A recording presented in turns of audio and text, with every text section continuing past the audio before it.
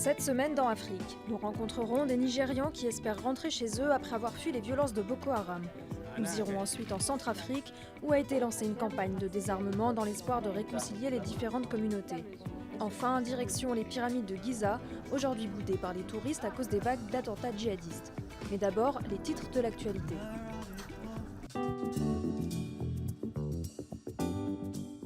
Zuma doit tomber. La campagne pour la démission du président sud-africain continue d'enfler, au Parlement comme dans la rue. Au tribunal, l'opposition a demandé à Jacob Zuma de rembourser l'argent public utilisé pour rénover sa résidence privée. Autre grief retenu contre le président, le limogeage successif des deux ministres des Finances en décembre, qui a eu des répercussions économiques catastrophiques. Jeudi, Jacob Zuma s'est moqué de l'opposition qui a perturbé son discours annuel à la nation devant le Parlement. Il a néanmoins reconnu la gravité de la situation économique du pays. C'est bien une bombe qui aurait explosé le 2 février à bord d'un avion de ligne de la compagnie somalienne d'Alo Airlines. Les services de renseignement somaliens ont rendu publiques des images de surveillance montrant l'individu soupçonné d'avoir placé la bombe. L'homme porte sur l'épaule un ordinateur portable dans lequel deux complices auraient dissimulé la bombe. Des monticules de sable et des tranchées d'eau s'étendent désormais sur 200 km le long de la frontière entre la Tunisie et la Libye. Grâce à ce système, le gouvernement tunisien espère lutter contre le terrorisme. Après la chute de Mouammar Kadhafi, la Libye est devenue un terrain propice à l'implantation du groupe État islamique. Selon les autorités tunisiennes, les auteurs des 3 attentats meurtriers de 2015 auraient été formés en Libye. Le Zimbabwe a appelé mardi des entreprises et des associations caritatives à verser 1,5 milliard de dollars pour importer de la nourriture et empêcher une famine. La semaine dernière, le président Robert Mugabe avait déclaré l'état de catastrophe naturelle face à la grave sécheresse qui affecte le pays. Dernière ligne droite pour les 8 candidats à la présidentielle en Ouganda. Museveni, au pouvoir depuis 30 ans, reste le grand favori, mais le dirigeant d'opposition du Forum pour le changement démocratique, Besigye, ne désespère pas de mettre un terme à son règne. Des observateurs ainsi que des membres de l'opposition craignent toutefois la multiplication de violences policières à l'approche du scrutin.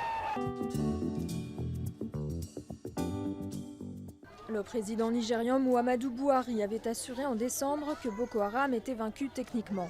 Après une période d'accalmie, le nombre d'attentats suicides a connu un nouveau pic et l'insurrection islamiste a chassé de chez eux plus de 2,5 millions de personnes.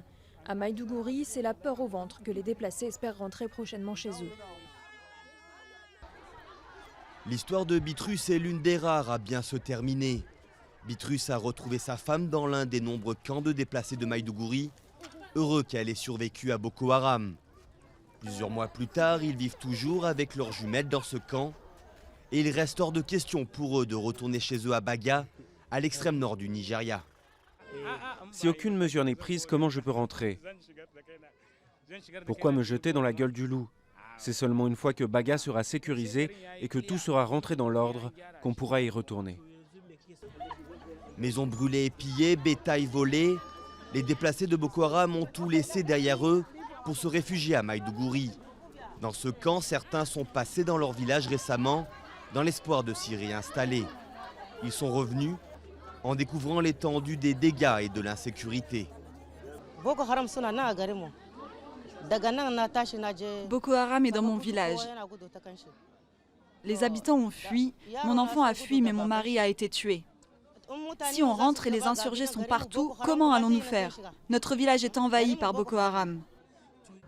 Le président nigérian a assuré que Boko Haram était techniquement vaincu, mais de nombreux territoires sont encore à la merci des insurgés.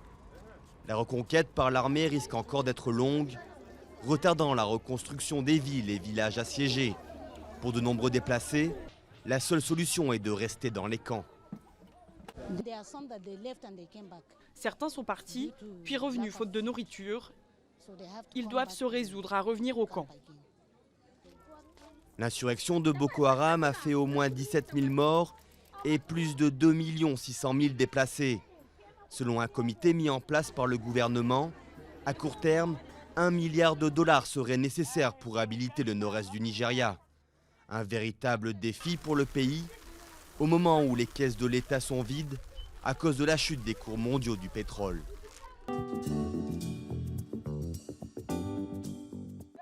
15 000. Aujourd'hui, c'est jour de paix pour ces travailleurs un peu particuliers. Tous sont d'anciens combattants de groupes armés, Seleka ou anti-Balaka. Chaque jour, ils effectuent des travaux d'intérêt général comme le nettoyage d'écoles ou d'hôpitaux pour un salaire hebdomadaire de 15 000 francs centrafricains, soit 23 €. Mes frères qui sont avec leurs armes chez eux et pour aller assassiner avec leurs frères centrafricains, j'aime pas ça. Et c'est pour cela que je suis obligé d'aller de renseigner d'autres chefs hiérarchiques et pour avoir un peu de gens qui sont obligés de venir déposer leurs armes. En contrepartie, ces anciens soldats ont dû livrer une arme à la force des Nations Unies. Les anti-Balaka possèdent surtout des armes artisanales, contrairement aux Seleka, beaucoup mieux armés, mais moins enclins à livrer autre chose que des fusils de chasse. À terme, pour accéder à des postes dans la police, la gendarmerie ou l'armée, tous devront s'être délestés d'une arme de guerre. Pour l'instant, la mesure est surtout symbolique. Il ne faut pas oublier que nous sommes dans la phase pré-DDR, c'est la phase préparatoire. C'est une phase de confiance, de gagner la confiance avec le groupe pour qu'après, il puisse venir. Nous sommes en train de chercher à savoir qui est qui, avoir une base de données, si nous pouvons parler comme ça, une liste de combattants qui nous permettra de planifier les activités futures. Tous les groupes armés ne participent pas au programme et même parmi ceux qui ont accepté de déposer leurs armes, les attentes ne sont pas toujours en phase avec le programme prévu par les Nations Unies. Le modèle mis en place par l'équipe DDR présentement est un peu pas en adéquation avec notre culture. Il nous est difficile de nous demander d'aller nettoyer les rues. Ce n'est pas par avantardisme, mais culturellement parlant, ça ne correspond pas. Et même les méthodes d'élevage qu'ils veulent mettre en pratique, ce n'est pas aussi faisable chez nous. Dans quelques semaines, un nouveau gouvernement doit être élu pour remplacer l'autorité de transition. Ce n'est qu'à partir de ce moment-là qu'un processus de désarmement plus complet et approfondi pourrait être mis en place avec les groupes armés de Centrafrique.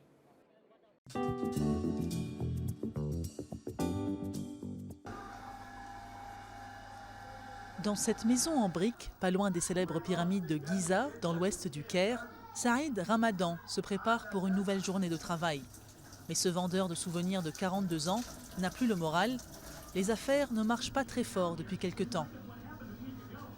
Avant, j'allais travailler pendant 1 heure ou 2 et je revenais avec 300 ou 400 livres égyptiennes. Maintenant, si je parviens à ramener 10 livres, je considère ça comme un cadeau de Dieu. Le nombre de visiteurs en Égypte a chuté de près de 15 millions en 2010 à 9,3 millions 5 ans plus tard. Le tourisme, secteur clé de l'économie, souffre de l'instabilité politique et des violences qui secouent le pays depuis la révolte de 2011, au terme de laquelle Hosni Moubarak a quitté le pouvoir. Le coup de grâce est survenu le 31 octobre dernier lors du crash d'un avion russe dans la péninsule du Sinaï qui a coûté la vie aux 224 passagers, pour la plupart des touristes russes. Un attentat revendiqué par la branche égyptienne de l'organisation État islamique. Après toutes ces révolutions, nous avons commencé à entendre parler du groupe État islamique. Tout le monde ne parlait que de ça. Puis les tueries ont commencé et les gens ont arrêté de venir. Il y a tellement d'attaques et de morts dans le monde arabe. Pourquoi un touriste aurait-il envie de venir ici? C'est normal qu'ils aient tous peur. Les autocars qui encombraient le parking des pyramides ont disparu et seuls des petits groupes se promènent encore sur le site archéologique vieux de 4600 ans.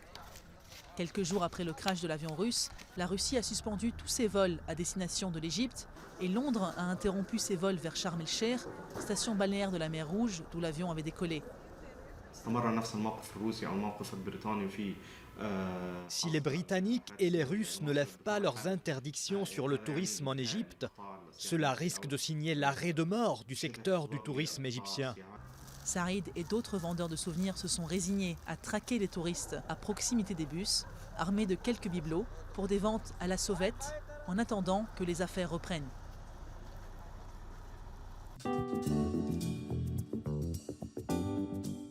À Juba, des athlètes sélectionnés par leur fédération s'entraînent pour les épreuves qualificatives des Jeux Olympiques de 2016. C'est la première fois que le Sud-Soudan participera à ces épreuves. La semaine prochaine, nous irons à la rencontre de Mozambicains qui ont quitté leur village pour fuir les exactions de l'armée. À la semaine prochaine.